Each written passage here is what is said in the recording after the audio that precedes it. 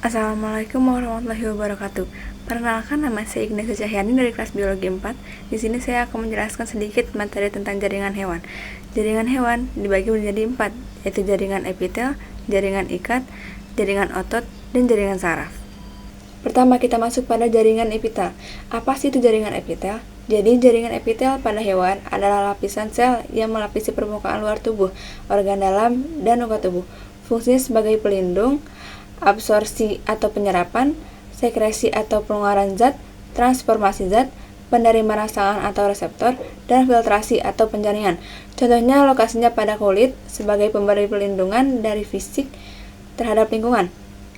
Saluran pernafasan sebagai pembantu pembersihan debu dan zat asing dari saluran pernafasan. Lalu ada usus halus sebagai pembantu penyerapan nutrisi dari makanan. Dan ginjal, yang dimana jaringan epitel berperan dalam filtrasi darah dan pembentukan urin. Jaringan epitel juga memiliki beberapa jenis jaringan seperti epitel pipi selapis, epitel kubus selapis, epitel sirindis selapis, epitel sirindis berlapis semu, epitel pipi berlapis, epitel kubus berlapis, epitel sirindis berlapis, dan epitel transisional. Yang kedua, jaringan ikat. Jaringan ikat adalah jaringan yang selalu berhubungan dengan jaringan lainnya atau organ-organ. Fungsinya sebagai melekatkan suatu jaringan ke jaringan lainnya, membungkus organ-organ, mengisi rongga di antara organ-organ, dan menghasilkan imunitas. Jaringan ikat biasa terdiri dari jaringan ikat longgar dan jaringan ikat padat. Jaringan ikat longgar terletak di bawah jaringan epitel atau derimis kulit, berada di sekitar pembuluh darah dan saraf. Fungsinya adalah mengikat dan menambat organ atau jaringan lain, menyediakan ruang untuk pergerakan sel dan pertukaran nutrisi. Karakteristiknya yaitu zat dasarnya yang kental dan banyak, sel lebih banyak dan beragam, susunan serat longgar. Lalu jaringan ikat padat terletak di tendon, ligamen, derimis bagian dalam, dan kapsul pembungkus organ dalam. Fungsinya memberi kekuatan tarik dan resisten terhadap regangan, menghubungkan struktur otot ke tulang, dan melindungi atau membungkus organ. Karakteristiknya yaitu serat lebih banyak dan padat, sel lebih sedikit, zat dasar sedikit, serat dapat tersusun teratur dan tidak teratur. Lalu ada jaringan ikat sifat khusus yang terdiri dari jaringan tulang rawan atau kartilago dan jaringan tulang sejati atau osteon. Jaringan tulang ikat rawan terdiri dari tulang rawan, hialin, elastis, dan fibrosa. Tulang rawan hialin yang mengandung serabut kolagen yang halus berwarna kuning kebiruan dan terdapat pada ujung tulang rusuk dan permukaan tulang persendian. Tulang rawan elastin mengandung serabut elastis dan kolagen, terdapat pada daun telinga, epiglottis, dan bronchiolus. Tulang rawan fibrosa mengandung serabut kolagen yang padat dan kasar, terdapat pada simsis pubis atau pertemuan tulang kemaluan. Ada juga tulang sejati yang biasa disebut osteon.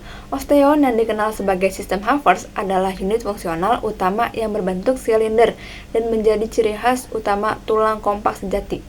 Setiap osteon terdiri dari lapisan-lapisan konsentris dan matriks tulang yang disebut sebagai lamela yang mengelilingi sebuah saluran sentral yang dikenal sebagai Havertz. Kanal berfungsi sebagai jalur bagi pembuluh darah dan saraf untuk menyuplai nutrisi bagi sel-sel tulang yang hidup. Di dalam lamela terdapat ruang kecil yang disebut lacuna yang menjadi tempat tinggal bagi sel-sel tulang matang atau osteosit. Osteosit saling berhubungan satu sama lain dengan kanal Havertz melalui saluran-saluran mikroskopis yang disebut kanalikali. Susunan osteon yang padat sejajar dengan sumbu panjang. Dan yang terakhir dari jaringan ikat yaitu jaringan getah bening atau limfa. Jaringan limfa adalah cairan yang dikumpulkan dari berbagai jenis jaringan dan kembali ke dalam aliran darah. Pada saat limfa melewati nodus limfa akan ditambah antibodi. Nodus limfa terdapat dalam tonsil, limfa, thymus, dan sepanjang saluran pencernaan. Komponen seluler limfa terdapat berupa limfosit dan granulosit. Limfa berfungsi mengangkut cairan jaringan, protein, lemak, dan zat lain dari jaringan ke sistem peredaran. Bagian ketiga dari jaringan hewan merupakan jaringan otot. Jaringan otot juga dibagi menjadi 3. Yang pertama yaitu otot lurik. Otot lurik terdapat pada rangka tulang. Ciri-cirinya yaitu sel panjang, silindris, dan memiliki banyak inti sel di tepi. Kerjanya yaitu secara sadar dan cepat berkontraksi, namun juga cepat lelah. Kedua yaitu otot jantung yang terdapat pada dinding jantung. Ciri-cirinya yaitu berupa serabut lurik dengan satu atau dua inti sel di tengah, memiliki percabangan dan diskusi interkalor, dan garis-garis melintang terlihat. Cara kerjanya yaitu secara tidak sadar, namun berbanding balik dengan otot lurik, tetapi ia bekerja secara terus-menerus, tidak mudah lelah dan ritmis.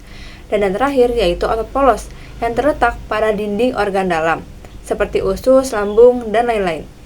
Cirinya yaitu berbentuk gelendong, ujung runcing, dan hanya memiliki satu inti sel di tengah, dan tidak memiliki garis lintang.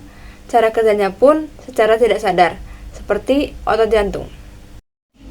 Nah, yang terakhir dari jaringan hewan yaitu jaringan saraf. Jaringan saraf pada hewan adalah sistem komunikasi kompleks dari sel saraf atau neuron. Sel ini ada 8 bagian. Pertama, dendrit, berfungsi sebagai penerima rangsangan dari neuron lain, lalu mengantarkannya ke badan sel. Yang kedua adalah inti sel, berfungsi sebagai pengatur seluruh aktivitas sel saraf termasuk metabolisme dan reproduksi sel.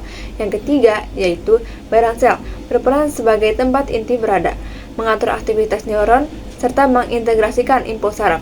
Yang keempat yaitu akson, berfungsi sebagai pengantar impuls saraf dari badan sel menuju ujung akson.